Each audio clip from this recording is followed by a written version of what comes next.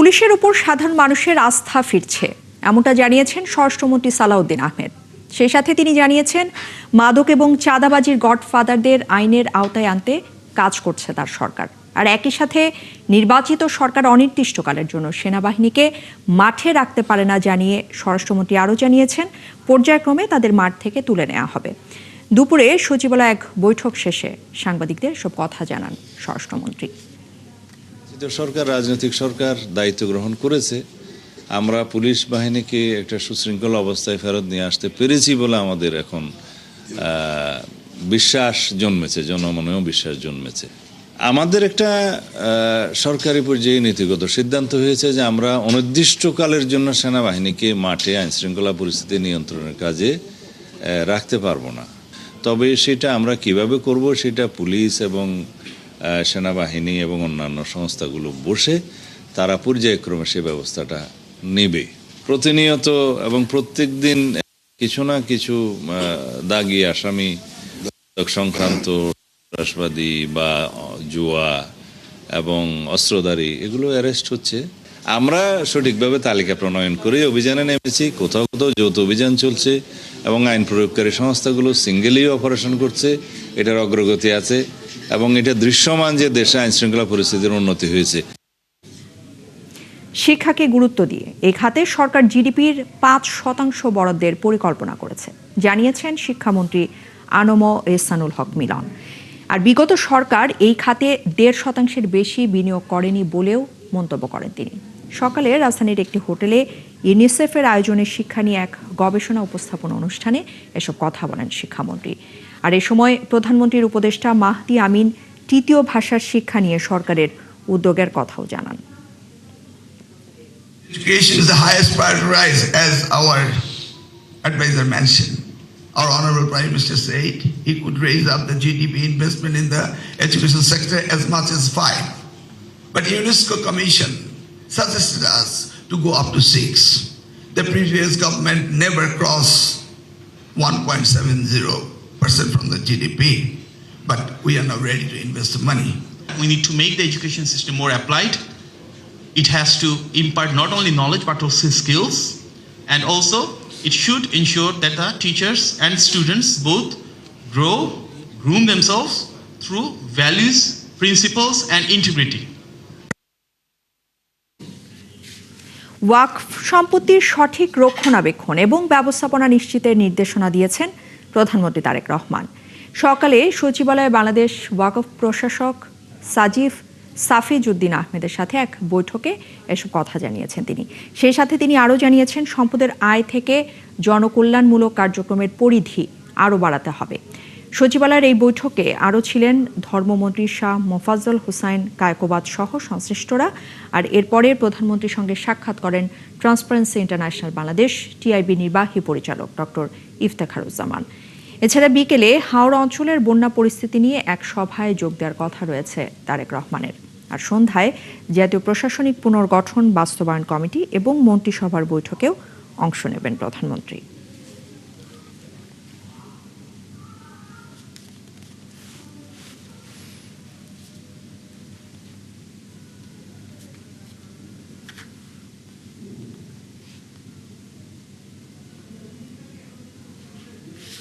বাংলাদেশের সঙ্গে বন্ধুত্বপূর্ণ সম্পর্ক এগিয়ে নিতে চায় চীন।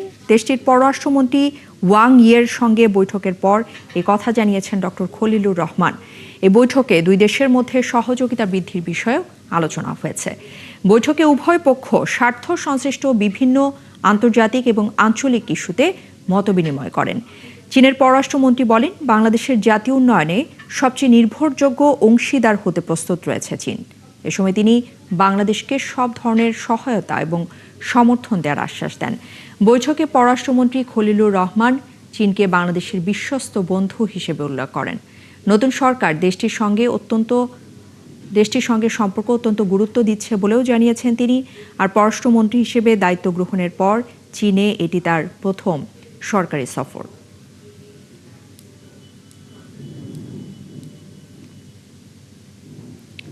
এদিকে অন্তর্বর্তী সরকারের আমলে স্থবির হয়ে পড়া সম্পর্কে বাংলাদেশ ভারতের সম্পর্কে গতি আনতে চায় নয়াদিল্লি। ভারত সফররত বাংলাদেশের সাংবাদিকদের সঙ্গে মতবিনিময় এমন মন্তব্য করেছেন দেশটির পররাষ্ট্র সচিব বিক্রম মিস্ত্রি। ভারতের সঙ্গে সম্পর্কের ক্ষেত্রে বাংলাদেশ তার অগ্রাধিকার ঠিক করলে আলোচনায় বসতে আগ্রহের কথাও জানিয়েছেন তিনি। সেই সাথে তিনি আরও জানিয়েছেন, ভারত চায় না বাংলাদেশের সাথে তৃতীয় কোনো দেশের নেতিবাচক সম্পর্কের প্রভাব ঢাকা দিল্লির ওপর পড়ে। এ সময় বাংলাদেশ ভারতের বিভিন্ন ইস্যুর পাশাপাশি তিস্তার পানি বন্টন, গঙ্গা চুক্তির নবায়ন, শেখ হাসিনার প্রত্যাবাসন, পশ্চিমবঙ্গের নির্বাচন এবং ভিসা সহ নানান বিষয়ে সাংবাদিকদের প্রশ্নের জবাব দেন। আর এ সময় অবৈধ অনুপ্রবেশ ঠেকাতে সীমান্তে বিষাক্ত সাপ এবং কুমির ছাড়ার খবরে সত্য নয় বলেও জানান বিক্রম মিস্ত্রি।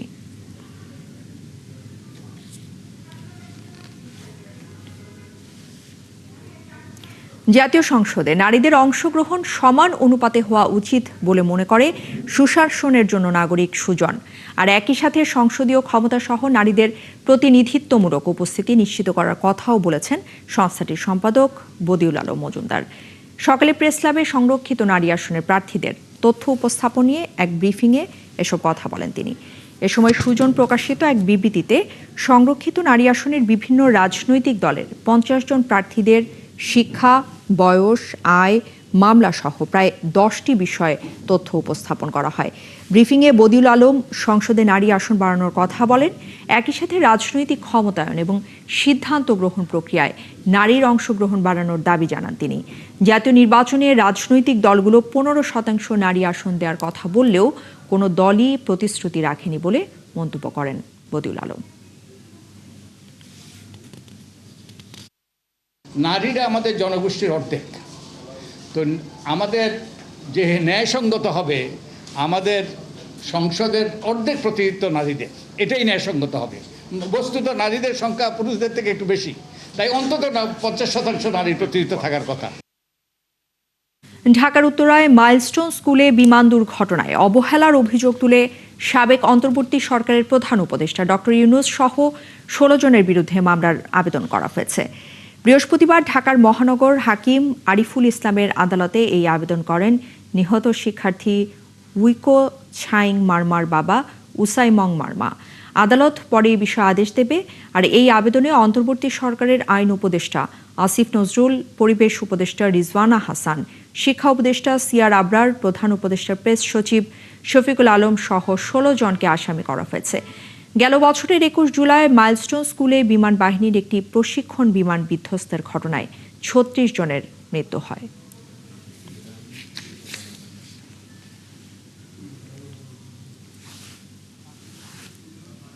আমি নিহত নাজিয়া নাফির বাবা। আমাদের তখন 2টা সন্তানই ছিল, আমাদের 2টা সন্তানই শহীদ হয়েছে। তো আমরা ঘটনার পর থেকে অদ্যাবধি বিগত সরকারের সকল মহলে আমরা প্রচেষ্টা চালিয়েছি এবং সবার কাছে দলমত নির্বিশেষে সবার কাছে গিয়েছি। সবাই আমাদেরকে আশ্বস্ত করছে, কিন্তু আশ্বস্ত করতে করতে আর কি দীর্ঘ 10 মাস প্রায় অতিবাহিত হতে যাচ্ছে। 9-10 মাস হচ্ছে। এই 9-10 মাসের মধ্যে কিন্তু আমরা সরকারের কাছ থেকে কোনো কিছু সহযোগিতা আমরা পাই নাই, বিচারও পাই নাই। তো আমরা আসলে ন্যায় বিচারের লক্ষ্যে আজকে এই বাদীর সাথে সম্পৃক্ত হয়ে একতা স্বীকার করে আমরা এই আদালতে শরণাপন্ন হয়েছি। যারা রাষ্ট্রের দায়িত্বে ছিল তাদের প্রত্যেকেই দায়িত্বশীল, তারা নেগলেসে, তারা প্রতারণা করেছে এবং তাদের সুকৌশলেই এই ভূপাতিত আমরা সংঘটিত হয়েছে। বিমানটি দুর্ঘটনায় হয় নাই, আমরা মনে করি এটা পরিকল্পিত হত্যাকাণ্ড। শাপলা চত্বরে হেফাজতে ইসলামের সমাবেশে সহিংসতা এবং হত্যাকাণ্ডের মামলায় সাবেক প্রধানমন্ত্রী শেখ হাসিনা সহ জড়িতদের দৃষ্টান্তমূলক শাস্তি চায় দলটি। বৃহস্পতিবার মামলার তদন্তের অগ্রগতি জানতে আন্তর্জাতিক অপরাধ ট্রাইব্যুনালে আসে হেফাজতে ইসলামের একটি প্রতিনিধি দল। এ সময় চিফ প্রসিকিউটর সহ প্রসিকিউশনের টিমের সঙ্গে বৈঠক করেন তারা। মামলার তদন্তের অগ্রগতিতে তারা সন্তোষ জানিয়েছেন। পরে গণমাধ্যমে দলীয় নেতারা জানিয়েছেন, সেদিন বহু মানুষকে হত্যা করা হলেও ভয়ে কেউ মুখ খোলেনি।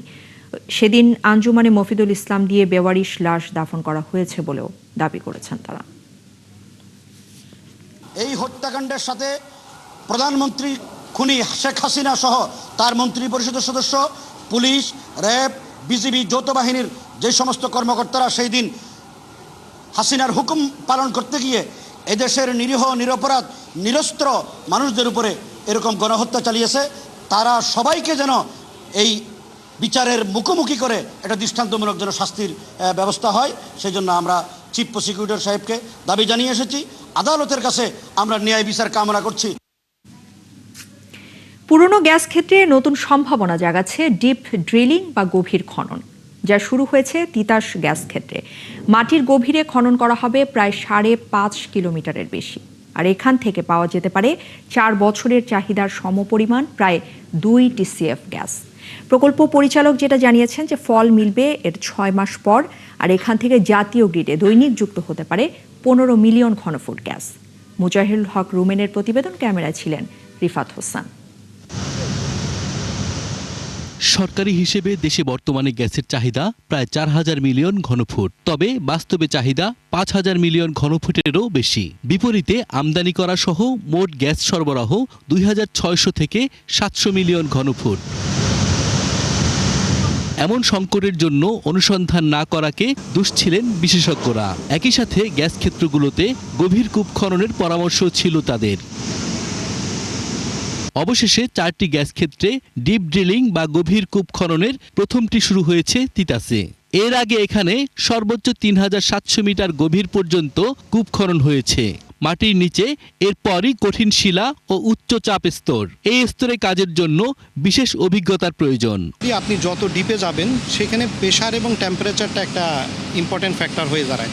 এখন এই প্রেশার এবং টেম্পারেচারটাকে ওভারকাম করে, অর্থাৎ জিওলজিক্যাল যে হেটারজেনিটি আছে, high pressure zone, over pressure zone আছে, এইটাকে মিটিগেট করে ড্রিলিং করাটাই হচ্ছে চ্যালেঞ্জ।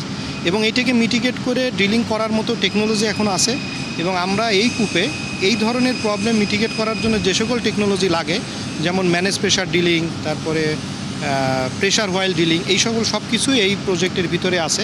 ইনশাল্লাহ আমরা এগুলো ওভারকাম করে ড্রিলিংটা সম্পন্ন করতে পারবো। এই স্তরে গ্যাস পাওয়া গেলে দিনে প্রায় 15 মিলিয়ন ঘনফুট গ্যাস জাতীয় গ্রিডে যুক্ত করা সম্ভব। একই সাথে প্রায় 2 ট্রিলিয়ন ঘনফুট গ্যাস মজুদ সক্ষমতা বাড়বে। বর্তমানে যে মজুদ সেটা অ্যারাউন্ড 2 TCF এর মতো মজুদ, রিমেইনিং মজুদ এখানে আমাদের আছে আগের যে জোনগুলো আমরা উৎপাদন করছি সেই জোনগুলো থেকে। তো এখানে এই ডিপার যে 4টা প্রসপেক্টের কথা বলা হলো, 3700 মিটারের নিচে যে 4টা প্রসপেক্ট, এই 4টা প্রসপেক্টের সম্মিলিত যে রিসোর্স দেখানো হয়েছে সেটা হচ্ছে অ্যারাউন্ড 2 TCF। তো সেই 4টা রিসোর্স মানে টার্গেট জোনটাকেই যদি আমরা সাকসেসফুল হয়ে যাই, তাহলে এই ধরনের 2 TCF এর মতো আরও রিজার্ভ বৃদ্ধির সম্ভাবনা রয়েছে। নতুন চ্যালেঞ্জ নিয়ে এই গ্যাস ক্ষেত্রটির 31 নম্বর কূপে খনন কাজ শুরু হয়েছে 19 এপ্রিল। কাজ চলবে আরও প্রায় 6 মাস। দেশে যখন চরম আকারে গ্যাস সংকট চলছে, তখন দেশের সবচেয়ে বড় এবং সবচেয়ে পুরনো এই তিতাস গ্যাস ফিল্ডে 5600 মিটার গভীরে অনুসন্ধান কাজ চলছে। এই অনুসন্ধান কাজের মধ্য দিয়ে এই নতুন জোনে যদি গ্যাস পাওয়া যায়, তাহলে দেশে বড় ধরনের গ্যাসের মজুদের সম্ভাবনা তৈরি হবে বলে জানান সংশ্লিষ্টরা। Mujahirul Haque Rumen, 71, Titas gas field, Brahmanbaria.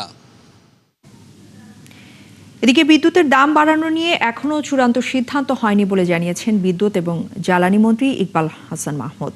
বৃহস্পতিবার বাংলাদেশ চীন মৈত্রী সম্মেলন কেন্দ্রে বিদ্যুৎ, জ্বালানি এবং ইনফ্রাস্ট্রাকচার এক্সপো উদ্বোধন অনুষ্ঠানে মন্ত্রী বলেন, বিদ্যুতের বিকল্প ব্যবস্থা তৈরি করতে সৌর বিদ্যুৎ সহজলভ্য করা হবে। বিস্তারিত ফারজানা আক্তারের প্রতিবেদনে।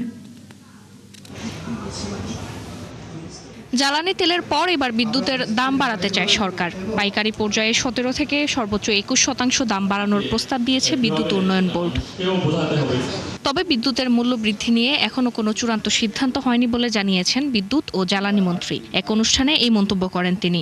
আমাদের অলরেডি একটা মিটিং হয়ে গেছে, আমাদের বেসটা ঠিক করে ফেলেছে। আমি বিশ্বাস করি, একজন ব্যবসায়ী হিসাবে আমি বিশ্বাস করি যে গভর্নমেন্ট যদি কোনো সেক্টরকে পলিসি সাপোর্টটা ঠিক মতো দেয়, তাহলে দেশে বিপ্লব আনতে পারে। তিনি আরো বলেন, বাংলাদেশ নবায়নযোগ্য জ্বালানির ক্ষেত্রে এখনো অনেক পিছিয়ে রয়েছে। সৌর বিদ্যুৎ সহজলভ্য করা হবে বলেও জানান তিনি। এটা কনভিন্স হয়ে গেছে যে আমাদের দেশ রেডি সোলারে যাওয়ার জন্য। ঢাকা শহর থেকে বাংলাদেশে যত শহর আছে এই শহরে যে রুফটপ আছে এই রুফটপগুলোতে আপনারা প্রাইভেট যারা এই রুফটপগুলোতে সোলার দিয়ে এবং যে বাড়ির ছাদে দিলেন সেই বাড়িকে আপনারা বিদ্যুৎ দিলেন এবং আপনারা মাস শেষে যে আপনাদের যে নেট ক্যালকুলেটর আছে সেই যে ক্যালকুলেটর থেকে বিলটা নিয়ে আসলেন। জুন মাসের মধ্যে এই সংক্রান্ত নীতি ঘোষণার কথাও জানান মন্ত্রী। আমরা বাংলাদেশের সোলারে একটা বিপ্লব ঘটাতে পারি। ফারজানা আক্তার, ৭১, ঢাকা। এদিকে বিদ্যুতের দাম বাড়ানো নিয়ে এখনও চূড়ান্ত সিদ্ধান্ত হয়নি বলে জানিয়েছেন বিদ্যুৎ এবং জ্বালানি মন্ত্রী ইকবাল হাসান মাহমুদ। বৃহস্পতিবার বাংলাদেশ চীন মৈত্রী সম্মেলন কেন্দ্রে বিদ্যুৎ, জ্বালানি এবং ইনফ্রাস্ট্রাকচার এক্সপো উদ্বোধন অনুষ্ঠানে মন্ত্রী বলেন, বিদ্যুতের বিকল্প ব্যবস্থা তৈরি করতে সৌর বিদ্যুৎ সহজলভ্য করা হবে। বিস্তারিত ফারজানা আক্তারের প্রতিবেদনে। জ্বালানি তেলের পর এবার বিদ্যুতের দাম বাড়াতে চায় সরকার। পাইকারি পর্যায়ে ১৭ থেকে সর্বোচ্চ ২১% দাম বাড়ানোর প্রস্তাব দিয়েছে বিদ্যুৎ উন্নয়ন বোর্ড। তবে বিদ্যুতের মূল্য বৃদ্ধি নিয়ে এখনো কোনো চূড়ান্ত সিদ্ধান্ত হয়নি বলে জানিয়েছেন বিদ্যুৎ ও জ্বালানি মন্ত্রী। এক অনুষ্ঠানে এই মন্তব্য করেন তিনি। আমাদের অলরেডি একটা মিটিং হয়ে গেছে, আমাদের বেসটা ঠিক করে ফেলেছে। আমি বিশ্বাস করি, একজন ব্যবসায়ী হিসাবে আমি বিশ্বাস করি যে গভর্নমেন্ট যদি কোনো সেক্টরকে পলিসি সাপোর্টটা ঠিক মতো দেয় তাহলে দেশে বিপ্লব আনতে পারে। তিনি আরও বলেন, বাংলাদেশ নবায়নযোগ্য জ্বালানির ক্ষেত্রে এখনো অনেক পিছিয়ে রয়েছে। সৌর বিদ্যুৎ সহজলভ্য করা হবে বলেও জানান তিনি। এটা কনভিন্স হয়ে গেছে যে আমাদের দেশ রেডি সোলারে যাওয়ার জন্য। ঢাকা শহর থেকে বাংলাদেশে যত শহর আছে এই শহরে যে রুফটপ আছে এই রুফটপগুলোতে আপনারা প্রাইভেট যারা এই রুফটপগুলোতে সোলার দিয়ে এবং যে বাড়ির ছাদে দিলেন সেই বাড়িকে আপনারা বিদ্যুৎ দিলেন এবং আপনারা মাস শেষে যে আপনাদের যে নেট ক্যালকুলেটর আছে সেই যে ক্যালকুলেটর থেকে বিলটা নিয়ে আসলেন। জুন মাসের মধ্যে এই সংক্রান্ত নীতি ঘোষণার কথাও জানান মন্ত্রী। আমরা বাংলাদেশের সোলারে একটা বিপ্লব ঘটাতে পারি। ফারজানা আক্তার, ৭১, ঢাকা। সৌদি থেকে আসা ১ লাখ টন ক্রুড অয়েল চট্টগ্রামের ইস্টার্ন রিফাইনারি লিমিটেডের জেটিতে খালাস হচ্ছে। প্রতিষ্ঠানটির কর্মকর্তারা জানিয়েছেন, আবহাওয়া অনুকূল থাকলে আগামীকাল থেকে বন্ধ 2টি ইউনিটে উৎপাদনের ব্যবস্থা নেওয়া হয়েছে। বন্দরের বহির্নোঙরে নোঙর করা এমটি নিনেমিয়া ট্যাঙ্কার থেকে 6টি ছোট লাইটারেস জাহাজে ক্রুড নিয়ে আসা হচ্ছে ইস্টার্ন রিফাইনারি জেটিতে। জেটি থেকে পাইপ যোগে সেগুলো সরাসরি যাচ্ছে রিফাইনারি প্ল্যান্টে লোড করা হবে। আর মধ্যপ্রাচ্য সংঘাতে হরমুজ প্রণালী বন্ধ হওয়ায় জাহাজ আসতে না পারায় ক্রুড সংকটে পড়ে এপ্রিলের মাঝামাঝিতে বন্ধ হয়ে যায় ইস্টার্ন রিফাইনারির 2টি ইউনিট। পরে হরমুজ প্রণালী এড়িয়ে লোহিত সাগর হয়ে সৌদি আরবের ইয়ানবু বন্দর থেকে বুধবার আসে 1 লাখ টন ক্রুড অয়েল।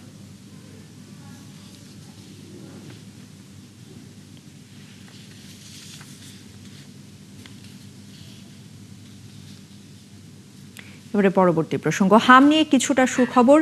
চিকিৎসকরা যেটা বলছেন যে টিকা প্রদানের পর রাজধানীতে রোগীর সংখ্যা কমেছে, তবে পুরো নিয়ন্ত্রণে আসতে আরও সময় লাগবে। আর সেজন্য টিকার পাশাপাশি স্বাস্থ্যবিধি মেনে চলার পরামর্শ তাদের। এদিকে নানান সংশয়ের পরও অভিভাবকরা টিকা দিচ্ছেন শিশুদের। গত 15 মার্চের পর এখন পর্যন্ত হাম এবং হাম সন্দেহে 311টি শিশু মারা গেছে। সাগর ফরাজির ছবিতে মামুন হোসেনের রিপোর্ট। গত 2-3 মাস আগেও হামের টিকা নিয়ে ধারণা ছিল না এই বাচ্চার অভিভাবকের। টিকা দেওয়ার পর বাচ্চা মারা যেতে পারে, এই ভয়ে টিকা দেননি তিনি। আমাদের এলাকাবাসী 2-3টা শিশু বাচ্চা হামের টিকা দেওয়ার পরে মারা গেছে, তো সেজন্য ভয়ের কারণে আমরা হামের টিকা বাচ্চাদের দিলাম না। গত 1 সপ্তাহ আগে জ্বর সর্দি নিয়ে মহাখালীর ডিএনসিসি ডেডিকেটেড হাসপাতালে ভর্তি করান তার বাচ্চাকে। পরে পরীক্ষা নিরীক্ষা করে নিশ্চিত হওয়া যায় হামে আক্রান্ত শিশুটি। শুরুতে শারীরিক অবস্থা খারাপ হলেও এখন অনেকটা ভালো বলে জানিয়েছেন তিনি। জ্বর অনেক ছিল, হাম বড় বড় দানার ভিতরে দানা ছিল, ঠান্ডা ছিল। তাহলে এদিকে ট্রিটমেন্ট করার পরে তাহলে আমার বাবু একটু আল্লাহর রহমতে সুস্থ দেখা যায়। তার মতো অনেকেরই হামের টিকা নিয়ে তেমন ধারণা ছিল না, আবার যাদের ধারণা ছিল তাদের সঠিক সময়ে টিকা না পাওয়ার অভিযোগ রয়েছে। হামের টিকা দেওয়া হয় না, এমনি অন্য সব টিকা দেওয়া হয়েছে। এই মাসে 5 তারিখে টিকাটা গেছে, তা আমরা টিকা পাইনি, বুঝছেন। আমরা তো 5 তারিখের আগে এসে পড়ছি। হাম এবং রুবেলা এই দুইটা টিকা দেওয়া হয় 10 মাস থেকে দেওয়া হয়, 10 মাস বাবা 11 মাস থেকে। ওই টিকাগুলো দেখা গেছে অনেক বাচ্চা পায় নাই। ডিএনসিসি ডেডিকেটেড হাসপাতালের এই কর্মকর্তা বলছিলেন, কোভিডের পর টিকা নিয়ে অনেকের মধ্যেই অনীহা দেখা দিয়েছে। কোভিডের পরবর্তী সময়ে দেখা যায় প্রতি বছরই আমাদের কিছু কিছু বাচ্চা মিসিং হয়ে যাচ্ছিল। মিসিং হয়ে একটা পুল তৈরি হয়েছে। প্রথমত 1 বছরে কিছু হয়নি, প্রতি বছর এই সংখ্যাটা বাড়তে বাড়তে একটা বড় একটা অ্যামাউন্টে তৈরি হয়ে গেছিল। টিকা যেন কোনোভাবেই মিস না করেন এবং সবাই যেন খুব সিরিয়াসলি টিকা দেন, সময় মতো যেন টিকাদান কেন্দ্রে গিয়ে এসে টিকা দিন। তিনি বলেন, টিকা কার্যক্রম শুরু হওয়ার পর হামে আক্রান্ত রোগীর সংখ্যা কমে আসতে শুরু করেছে। নিয়ন্ত্রণে আসতে আরও সময় লাগতে পারে। 5 তারিখ থেকে যেহেতু সিটি কর্পোরেশন এরিয়াগুলোর মধ্যে আমাদের টিকা কার্যক্রম শুরু হয়েছিল, রাইট, এবং তারও আগে আমাদের হটস্পট এরিয়াগুলিতে শুরু হয়েছিল। অলরেডি আমরা জানি যে হটস্পট এরিয়াগুলি থেকে এখন রোগী আসার হার একদম প্রায় শূন্য হয়ে গেছে, নাই, এটা আমরা আগে থেকে আমরা অলরেডি জানিয়ে দিয়েছি। স্বাস্থ্য অধিদপ্তরের তথ্য মতে গত 15 মার্চের পর থেকে এখন পর্যন্ত হামে 56 জনের মৃত্যু হয়েছে। একই সময়ে সন্দেহভাজন হামজনিত মৃত্যুর সংখ্যা 268 জন। মামুন হুসাইন, 71, ঢাকা। এদিকে হামের উপসর্গে মৃত তাকরিনের মৃত্যুর জন্য শুরুতে ভুল চিকিৎসার অভিযোগ অস্বীকার করেছেন ভোলার চিকিৎসক ডাক্তার সালাউদ্দিন। তিনি জানিয়েছেন, চর্মরোগের সমস্যা নিয়ে তাকরিনকে তার কাছে আনা হয়েছিল। এই সময় তার হামের কোনো লক্ষণ ছিল না। যদিও তাকরিনের বাবা মা বলছেন, হামের চিকিৎসা পরিবর্তে চর্মরোগের চিকিৎসা দেয়ায় প্রথমেই তাকরিনের শারীরিক অবস্থা খারাপ হয়। কামরুল ইসলামের তথ্য এবং ছবিতে প্রতিবেদন। শেষ পর্যন্ত না ফেরার দেশে চলেই গেলেন ভোলার 4 মাস বয়সের শিশু তাকরিম। বুধবার রাতে তাকরিমের মৃতদেহ তাদের বাড়ি দক্ষিণ দিঘলদি ইউনিয়নের কোরালিয়া গ্রামে পৌঁছালে তৈরি হয় শোকের পরিবেশ। শিশুর স্বজনরা জানান, গেল এপ্রিলে তাকরিম হামের উপসর্গ নিয়ে ভর্তি হয় ভোলা সদর হাসপাতালে। পরে প্রাইভেট চেম্বারে ডাক্তার সালাউদ্দিনকে দেখানো হলে তাকে মলম, অ্যালার্জির ইনজেকশন এবং অ্যান্টিবায়োটিক দেওয়া হয়। এতে অবস্থার অবনতি হলে নেওয়া হয় ঢাকার সোহরাওয়ার্দী হাসপাতালে। সেখানে আইসিইউ ও লাইফ সাপোর্টে রাখার পরও শেষ রক্ষা হয়নি। আমার বাবা তো কোনো উন্নতি পাইলাম না, আমার বাবা তো জীবন আর শেষ হয়ে গেল। এত কিছু পরে আমার বাবার জীবন শেষ হয়ে গেল। হয়তো হায়াতের মালিক আল্লাহ, কিন্তু সঠিক চিকিৎসাটা যদি পাইতো আমার সন্তান, এখান থেকে গোলা 10 দিন ঘোরার পরেও তারপরেও হামের ট্রিটমেন্ট পায় নাই। রাতেই জানাজা শেষে পারিবারিক গোরস্থানে শিশুটিকে দাফন করা হয়। এলাকার লোকজন জানান, ঠিকঠাক চিকিৎসা পেলে হয়তো শিশুটির মৃত্যু হতো না। মেডিকেল কলেজ যদি থাকতো তাহলে আজকে আমার এই ভাতিজা হয়তো ভালো চিকিৎসা পাইতো। ডাক্তার মনে করেন ভালো ট্রিটমেন্ট যদি দিত তাহলে মনে করেন ইনশাআল্লাহ আরো সুস্থ দিকে আইতো। অনেক কষ্ট করে আমার বাইরে অনেক চেষ্টা করছে, উন্নত চিকিৎসাও পায় না, অনেক দুঃখ করছে আমার ভাই ফুতে। এদিকে অভিযোগ ওঠা সেই চিকিৎসক সালাউদ্দিন জানিয়েছেন, শিশুটি চর্মরোগের সমস্যা নিয়ে এসেছিল। সে সময় তার মধ্যে হামের কোনো লক্ষণ ছিল না। আমার ট্রিটমেন্ট আমার কাছে রং হবে কিনা তাহলে এটা আপনি আমার তত্ত্বাবধায়কের কাছে বলেন। ওনারা যদি দেখে একটা স্ক্যাবিস ট্রিটমেন্ট যে রং থাকে বা ইনফেকশন ছিল হয়তো বা সেটা রং থাকে, এটা রং হবে কিনা, অ্যান্টিবায়োটিক দেওয়া আছে আর স্ক্যাবিস ট্রিটমেন্ট দেওয়া আছে। ভোলায় এখন পর্যন্ত হাম উপসর্গে চিকিৎসা নিয়েছে 313 শিশু, মৃত্যু হয়েছে 6 জনের। বনশ্রী হালদার, 71। বগুড়ায় আন্তর্জাতিক বিমানবন্দরের পাশাপাশি উত্তরাঞ্চলের সর্বপ্রথম বিমান ঘাঁটি এবং ফ্লাইং একাডেমি নির্মাণের ঘোষণা দিয়েছেন বেসামরিক বিমান পরিবহন এবং পর্যটন মন্ত্রী আফরোজা খানম রিতা। বৃহস্পতিবার বেলা 12টায় বগুড়া ফ্লাইং ইনস্ট্রাক্টর স্কুল পরিদর্শন শেষে তিনি এই ঘোষণা দেন। এ সময় মন্ত্রী আরও জানিয়েছেন, সরকারের এই উদ্যোগ বাস্তবায়ন হলে বদলে যাবে উত্তরাঞ্চলের যোগাযোগ, বাণিজ্য এবং কর্মসংস্থানের চিত্র। এ সময় উপস্থিত ছিলেন বেসামরিক বিমান পরিবহন এবং পর্যটন প্রতিমন্ত্রী এম রশিদুজ্জামান মিল্লাত, স্থানীয় সরকার, পল্লী উন্নয়ন এবং সমবায় প্রতিমন্ত্রী Mir Shahe Alam, air chief marshal Hasan Mahmud Khan এবং বিমান বাহিনীর ঊর্ধ্বতন কর্মকর্তারা।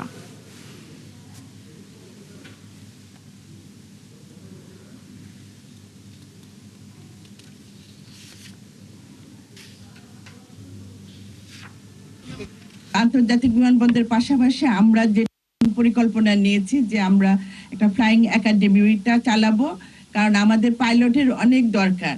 আমাদের এই পাইলট আমরা নিজেরাই এখানে বাংলাদেশে ট্রেনিং দিয়ে তাদের প্রশিক্ষণ দেওয়া করে তাদের উপযুক্ত পাইলট বানানোর চেষ্টা, এই পরিকল্পনাটাও আমাদের আছে।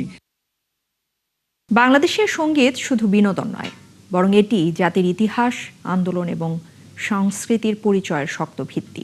কিন্তু সম্ভাবনাময় এই শিল্প খাত স্বাধীনতার 5 দশক পরেও ঘুরে দাঁড়াতে পারেনি। শিল্পীদের মত, পরিকল্পিত নীতি এবং রাষ্ট্রীয় পৃষ্ঠপোষকতা পেলে বাংলাদেশের সঙ্গীতও হতে পারে জাতীয় পরিচয়ের শক্ত ভিত্তি এবং বড় অর্থনৈতিক সম্ভাবনার খাত।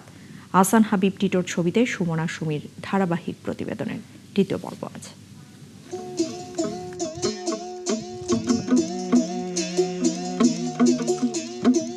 নদীমাতৃক বাংলার নাব্যতাকে ঘিরে গড়ে উঠেছে হাজার বছরের সাংস্কৃতিক ঐতিহ্য।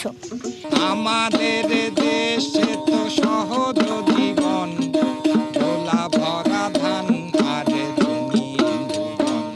বাউল, জারিসারি ও ভাটিয়ালির সুরে বহমান অসাম্প্রদায়িক চেতনার এই সুর শতাব্দীর পর শতাব্দী ধরে বয়ে চলেছে।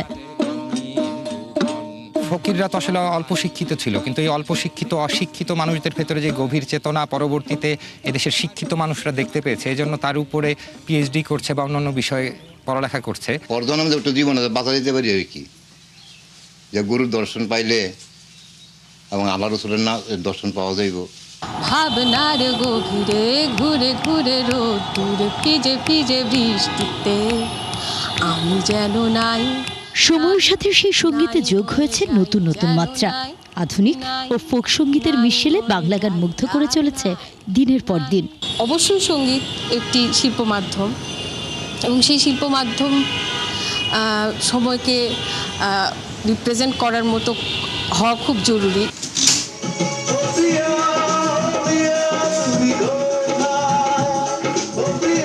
90 দশকেও দেশের অডিও বাজারের ছিল রেকর্ড আয়। জনপ্রিয়তা তার কাটা ভেদ করে দেশের সীমানা ছাড়িয়েছে। হাবকের মতো এটা আসলে আমরাও কখনো কল্পনা করিনি এভাবে চলবে। বারবার ফিরে তোমাকে কাছে ডাকে। তবে অনেকেই বলেন এই সময়ে মুখ থুবড়ে পড়েছে বাংলাদেশের সঙ্গীত শিল্প। কিন্তু কেন? একটা ক্যাসেট লক্ষ লক্ষ ক্যাসেট হয়ে যেত, ওই কোম্পানিটা কিন্তু ব্যবসা পেত না। একটা কপি থেকে লক্ষ কপি হয়ে গেছে এবং এই লক্ষ কপি কিন্তু ডিউটি চার্জ, ভ্যাট কোনো কিছু দেওয়া লাগছে না। দেশে সঙ্গীত শিক্ষা প্রতিষ্ঠান আছে, লোকসঙ্গীত গবেষণা প্রায় উপেক্ষিত। অন্যদিকে উচ্চাঙ্গ সঙ্গীতে প্রাতিষ্ঠানিক সনদ নিয়েও অনেকের দীর্ঘশ্বাস। ভবিষ্যৎ অনিশ্চিত মনে করছেন তারা। দৈনন্দিন জীবনকে পরিচালনার জন্য অবশ্যই আমাকে অন্য কোনো জায়গায়, অন্য কোনো প্রতিষ্ঠানে কাজের আশ্রয় নিতে হবে, কিন্তু সেটা কিন্তু একজন শিল্পী হিসাবে বা যে পরিচয়ই বলেন সেই পরিচয়ে এটা আমার ঠিক মনের ইচ্ছা না। অপরচুনিটি না তৈরি করতে পারি তাহলে আমজনতার মধ্যে আগ্রহটা তৈরি হবে না। পৃষ্ঠপোষকতার ব্যাপার আছে, সরকারি চিন্তাভাবনার ব্যাপার আছে, লং টার্ম একটা প্ল্যানিং আমার মনে হয় দরকার ক্ষেত্রে। আবার রাজনীতির কারণেও অরক্ষিত হয়ে পড়ে সঙ্গীতাঙ্গন। অনেকে অভিযোগ করেন ভিন্ন রাজনৈতিক দলের অনুসারী হওয়ার অভিযোগে তাদের নিষিদ্ধ করা হয় প্রচার মাধ্যমে। এরও একটা নেতিবাচক প্রভাব আছে। সেটাই আমরা চাই যে সেটা ঠিক করা হোক এবং এদেশের মিউজিক ইন্ডাস্ট্রিটাকে শক্ত একটা জায়গায় নিয়ে আসা হোক, যেন দুস্থতার দায় নিয়ে শিল্পীদেরকে আর না বাঁচতে হয়। গান এখন ডিজিটাল পণ্য, প্রতিটি ক্লিক মানেই আয়। বিশ্ব অর্থনীতিতে গানের উন্মুক্ত বাজার। মার্কিন যুক্তরাষ্ট্র, ব্রিটেন বা ভারত সঙ্গীতকে বড় অর্থনৈতিক খাতে পরিণত করেছে। তবে বাংলাদেশ পিছিয়ে কেন? আবেগ নাকি অনুকরণ? যে কোনো কিছু বিসর্জন দিয়ে হলেও হোক আমাকে হিট হতে হবে, মাজারে আসতে হবে, ভাইরাল হতে হবে, স্টার হতে হবে, এত সহজ না। অমুক গান থেকে নিয়ে নিয়েছো এক পিস, অমুক গান থেকে সুর নিয়ে নিয়েছো, এইসবই নিলে হবে না, সামথিং নিউ করতে হবে। একটা টোটাল ফরম্যাট দাঁড়া করানোর চেষ্টা করা হচ্ছে। ওইটা যখনই দাঁড়িয়ে যাবে তখন আসলে এই আউল বাউল বলেন আর যেভাবে যত রকম মিউজিক বলেন, প্রত্যেকটা মিউজিকের একটা জায়গা তৈরি হবে। বাংলাদেশে প্রতিদিন কোটি কোটি মানুষ গান শোনে। ইউটিউব, ফেসবুক, স্ট্রিমিং অ্যাপে ভিউ বাড়ে, আয় হয় বিজ্ঞাপন আর সাবস্ক্রিপশনে। কিন্তু প্রশ্ন, শুনছে বাংলাদেশ, আয় কার? আমাদের দেশীয় কোনো মিউজিক অ্যাপ কিন্তু, স্ট্রং মিউজিক অ্যাপ কিন্তু নাই। তো এইটা একটা সবচেয়ে বড় বিষয় যে প্ল্যাটফর্ম যার, সিদ্ধান্ত তার। তো প্ল্যাটফর্ম যদি আমাদের দেশীয় থাকতো, দেশীয় মিউজিক অ্যাপ থাকতো, তাহলে সিদ্ধান্তটাও কিন্তু আমাদেরই থাকতো। গান এখন শুধু সংস্কৃতি নয়, বৈশ্বিক অর্থনীতি। কোক স্টুডিও সহ বিভিন্ন প্ল্যাটফর্মে বাংলাদেশি গানের ভিউ মিলিয়নে। তবু দেশের গানের বাজারে টাকার হিসাব অস্বচ্ছ। গান থেমে নেই, থেমে আছে রাষ্ট্রীয় দায়। প্রশ্ন একটাই, এই অর্থ যাচ্ছে কোথায়? কোন নীতিতে ঘুরে দাঁড়াবে ঘুরিয়ে চলা সঙ্গীত শিল্প? সুমনা সুমি, ৭১, ঢাকা। দর্শক, চলছে সংবাদ সংযোগ। সরাসরি সংবাদ ও অনুষ্ঠান দেখতে চোখ রাখবেন ৭১ ফেসবুক পেজে এবং সাবস্ক্রাইব করবেন ৭১ ইউটিউব চ্যানেলে। থাকবেন ৭১-এর সাথে।